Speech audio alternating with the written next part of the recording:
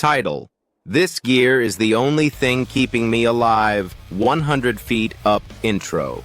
When you're climbing 100 feet off the ground with no backup, there are 1,000 things that can go wrong.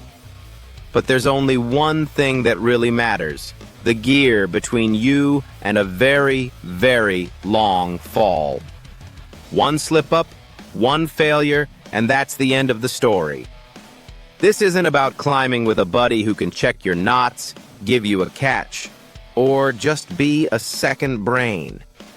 This is about solo climbing. It's just you, the rock, and a carefully chosen collection of metal and fabric. Every single piece has a job, and it has to do that job perfectly, every single time. There are no second chances. There is no margin for error. This is my entire solo climbing kit. And today, I'm going to show you piece by piece the critical gear that separates a good day on the rock from a catastrophe.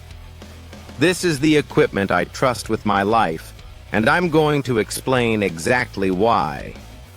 We're going to go deep, far beyond just brand names. We'll get into the engineering, the materials, and the hard-won experience that makes me choose one piece of metal over another. Because when you're alone up there, knowledge isn't just power, it's survival. Section 1. The Core 4.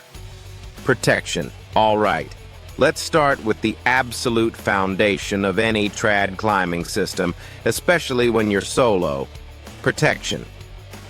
Or as we call it, Pro. This is the gear you place into the cracks and weaknesses in the rock. These are your handmade anchors.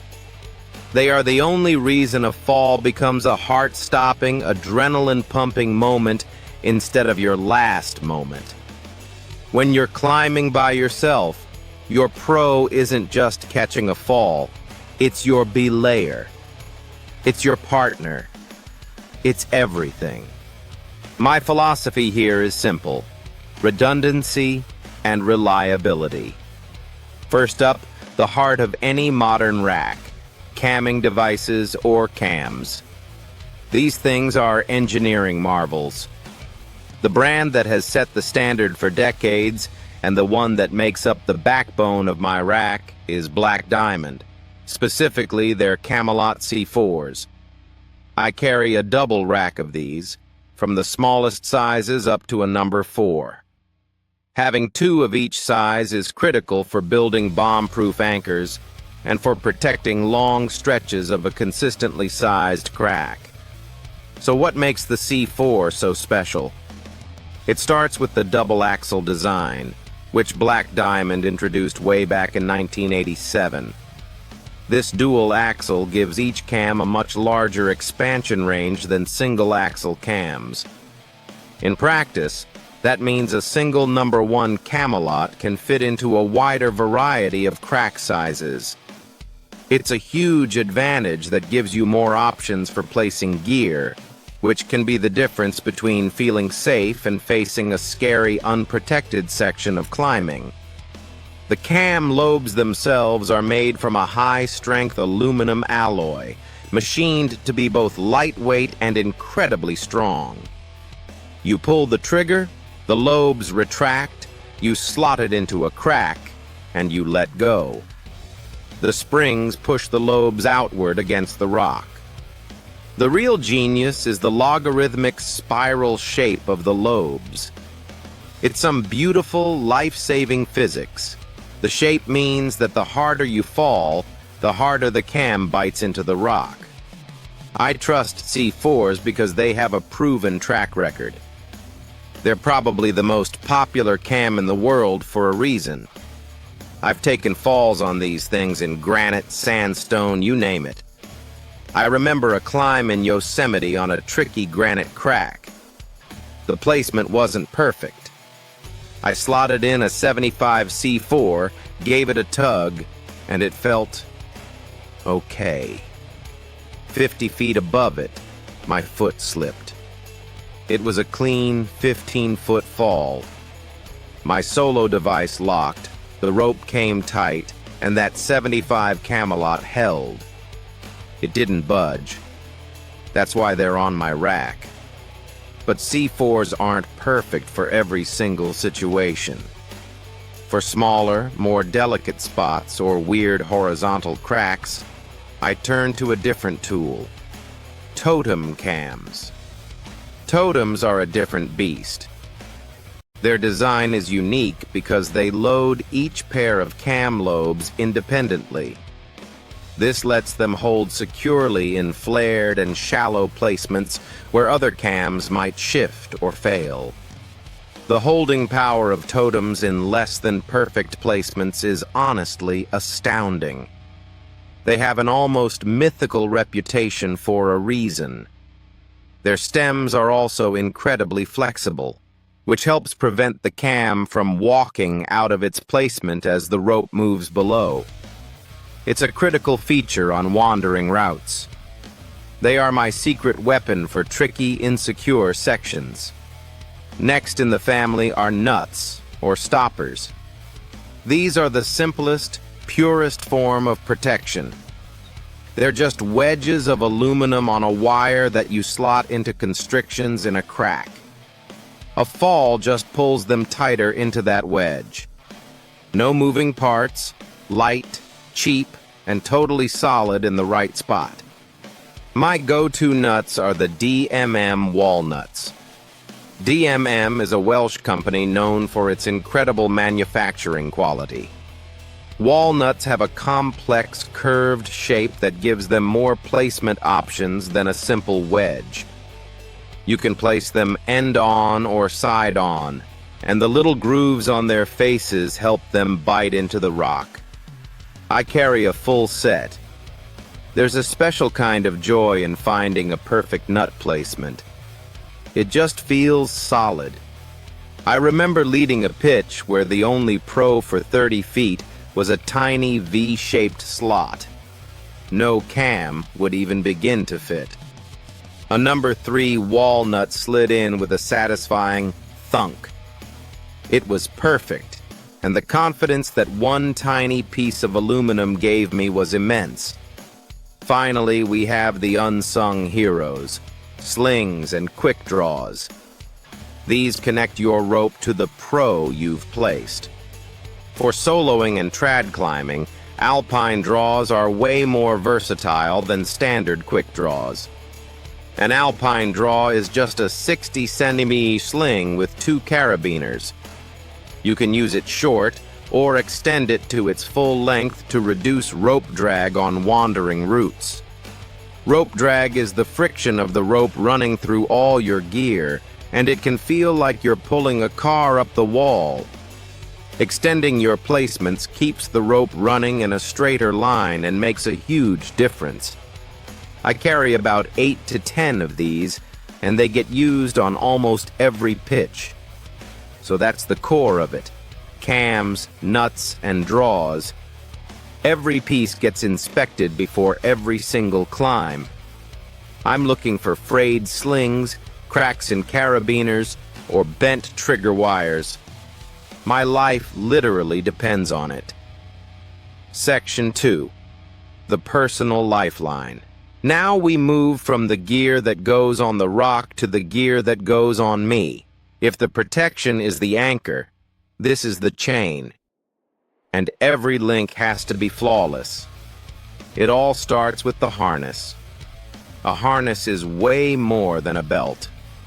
It's designed to catch you in a fall and spread that force across your body, and it needs to be comfortable enough to hang in for hours.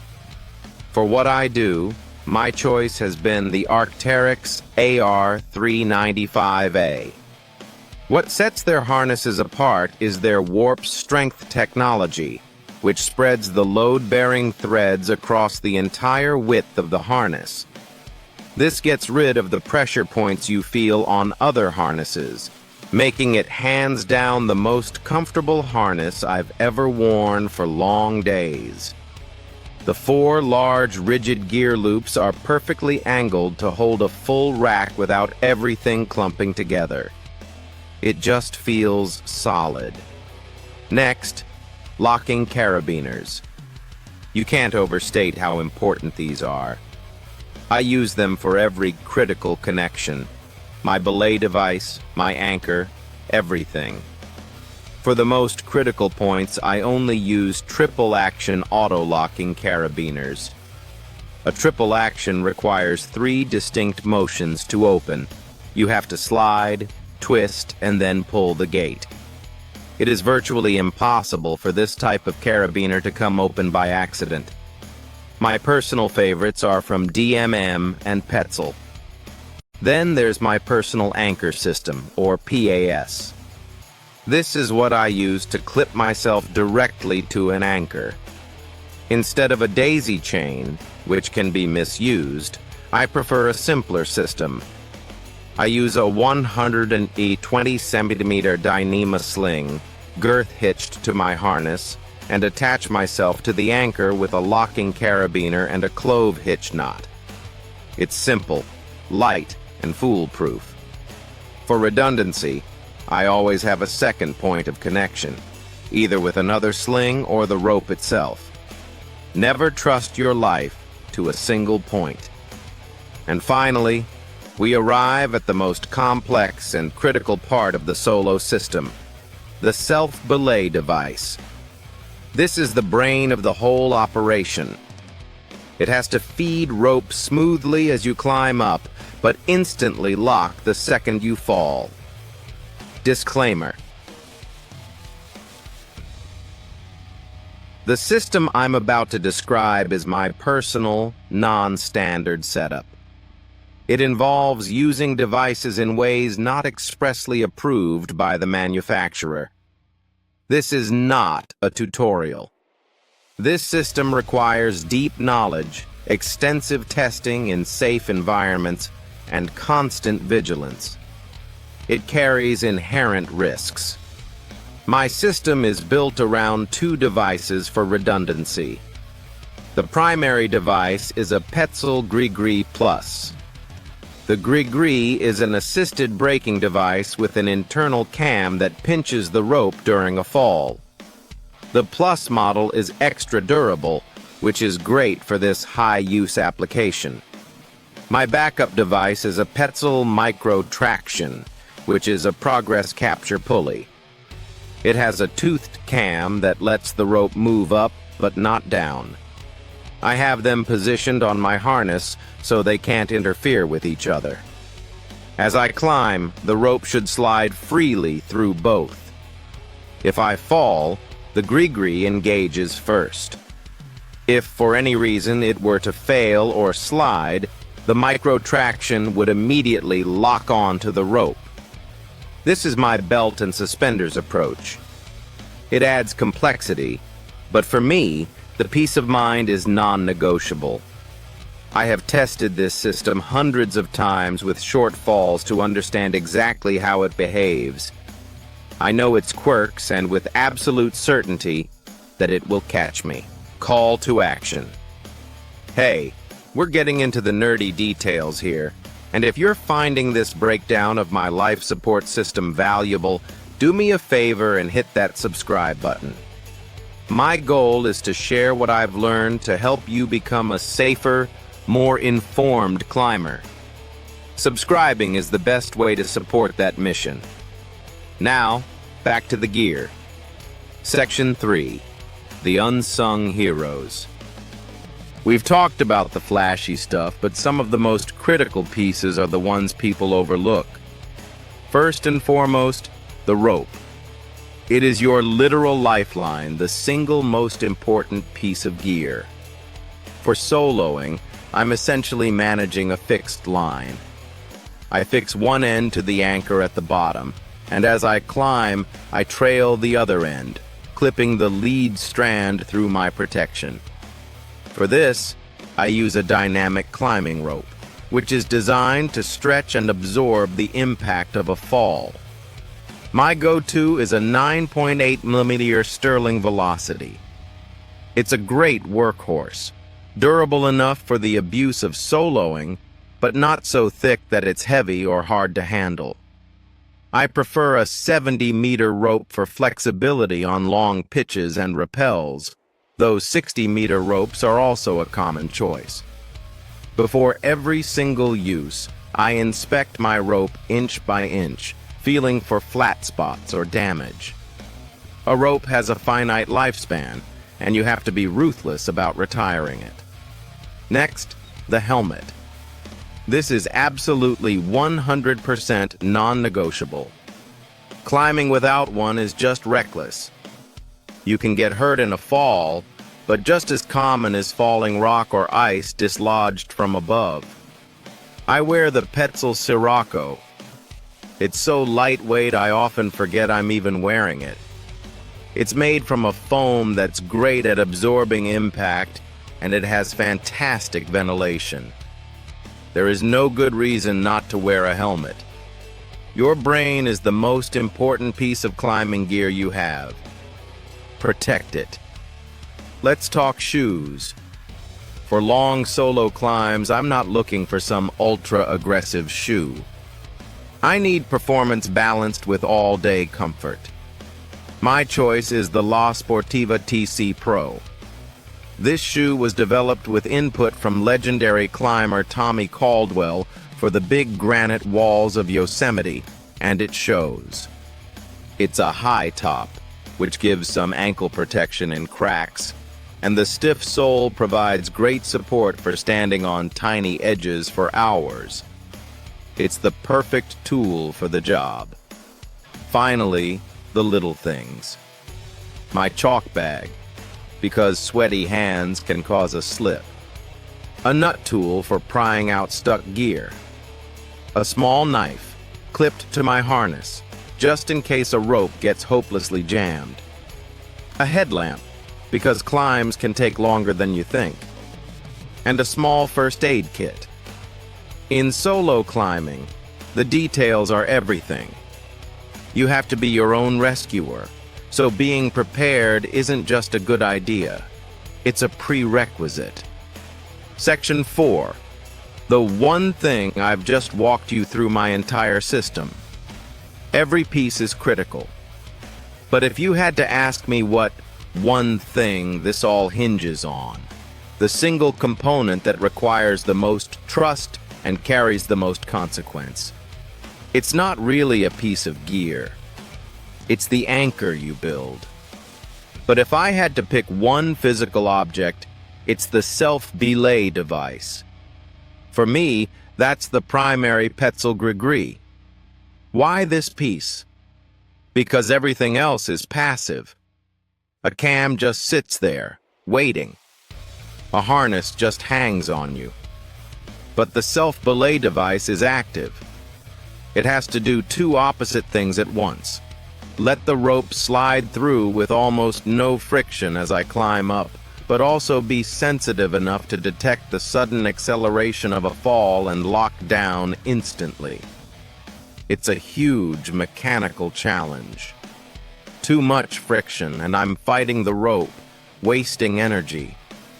Too little friction or a slow engagement, and the fall is longer. The Gree strikes an incredible balance.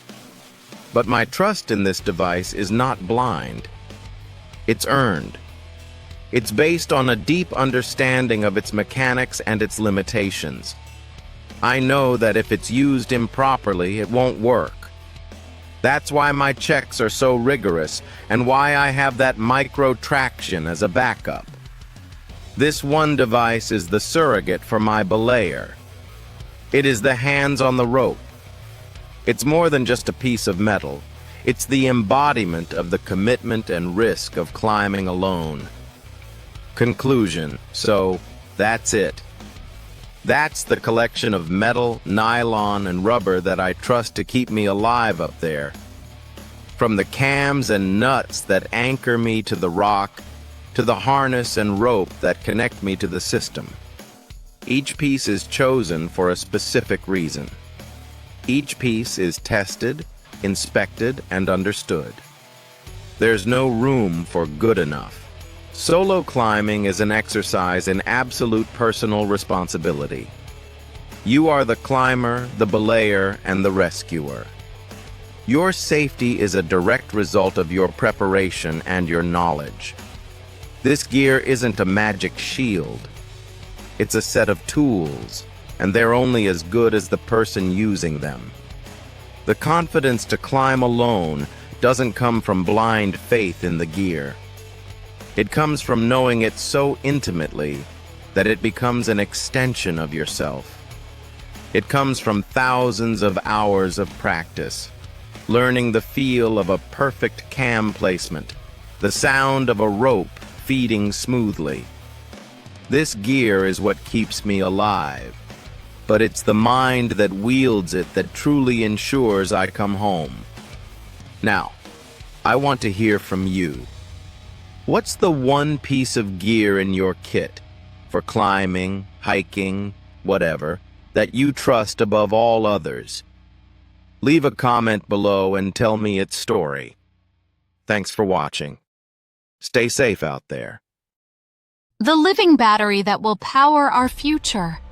What if the battery that keeps your heart beating wasn't metal, but living jelly? It sounds insane, but this animal in the Amazon has already built the perfect version. No wires, no dangerous mines. This creature can generate a ridiculous 860 volts, enough to power a microwave.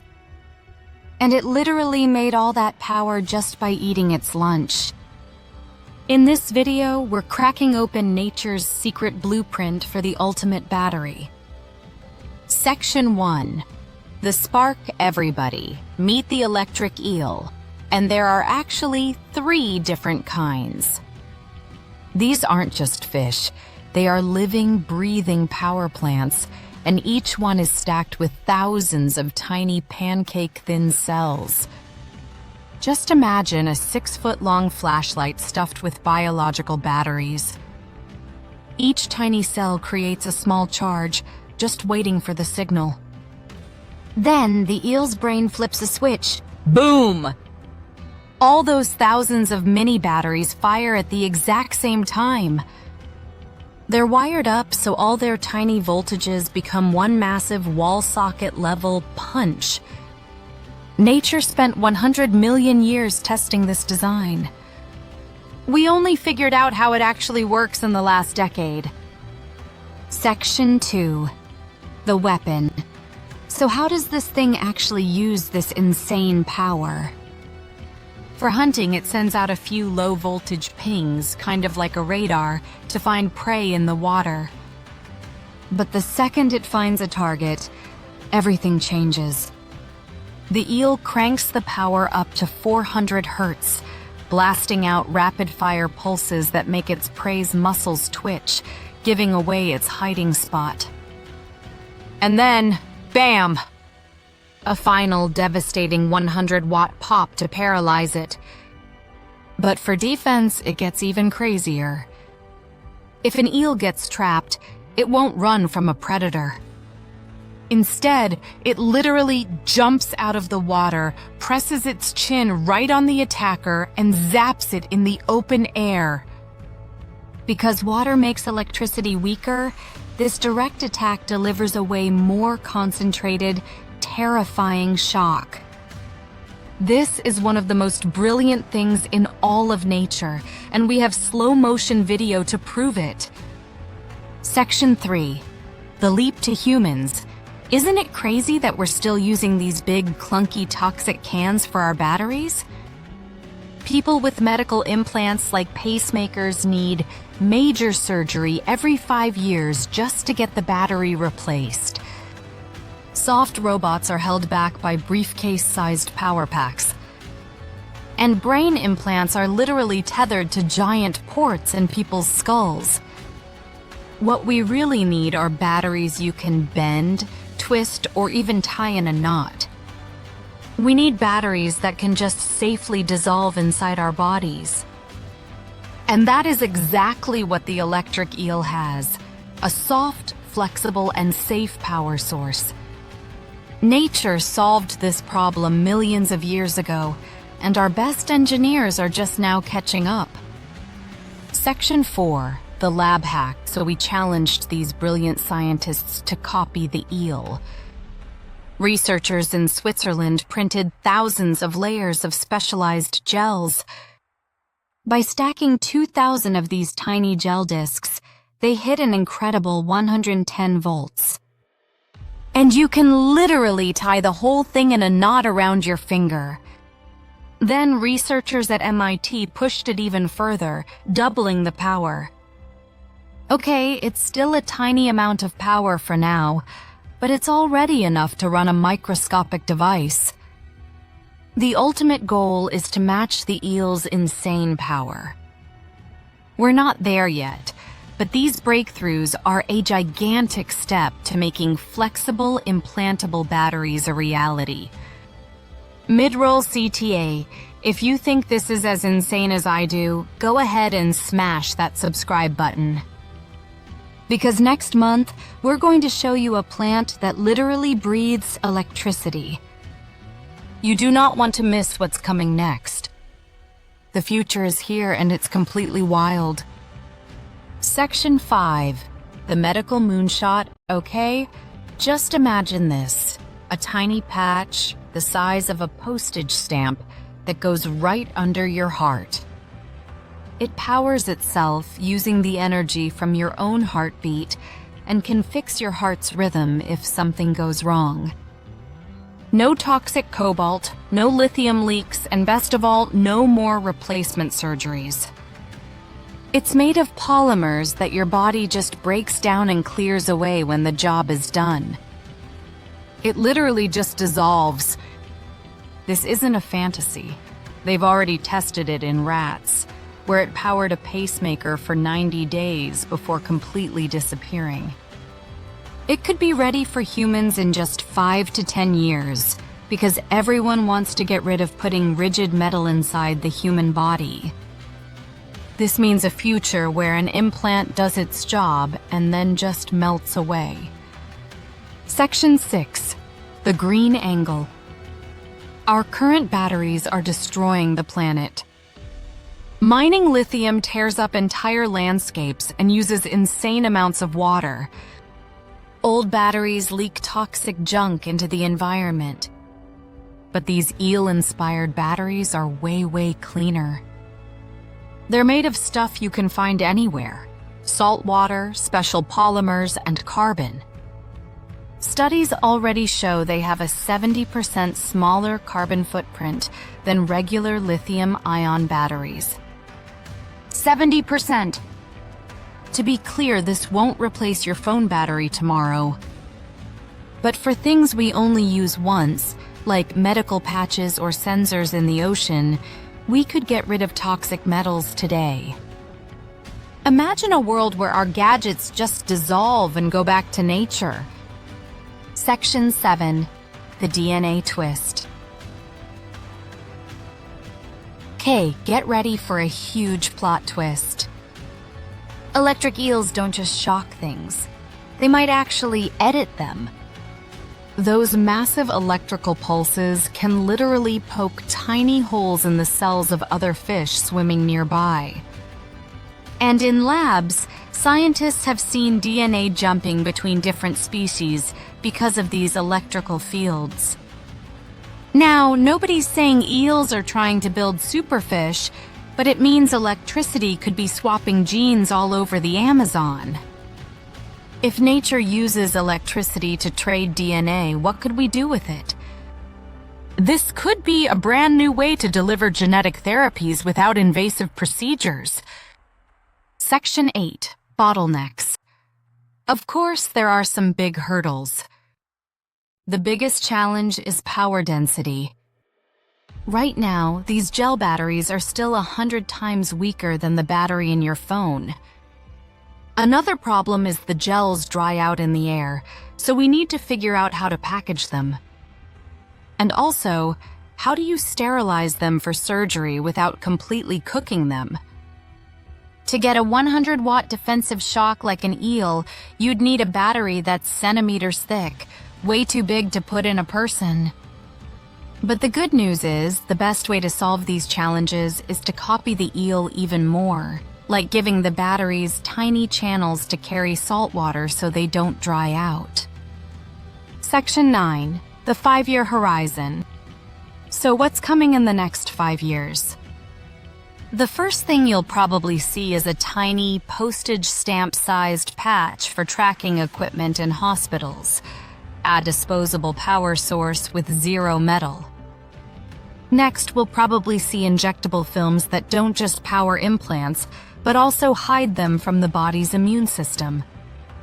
By the end of the decade, we could have exosuits for physical therapy with eel power woven directly into the fabric, recharging just from the person's own movements. It's a future where our technology becomes a seamless part of our biology. Conclusion: the big picture. Nature solved the problem of clean, flexible, high-voltage power a long, long time ago. The electric eels trick isn't magic. It's just stacking thousands of simple cells and firing them all at once. If we copy that design and replace the eel's biology with our gels, we get batteries that can bend, stretch, and eventually melt away inside our bodies. This is unbelievable. So the next time your phone dies, just remember, deep in the Amazon, a crazy fish is already living with the solution. Science just has to finish the download.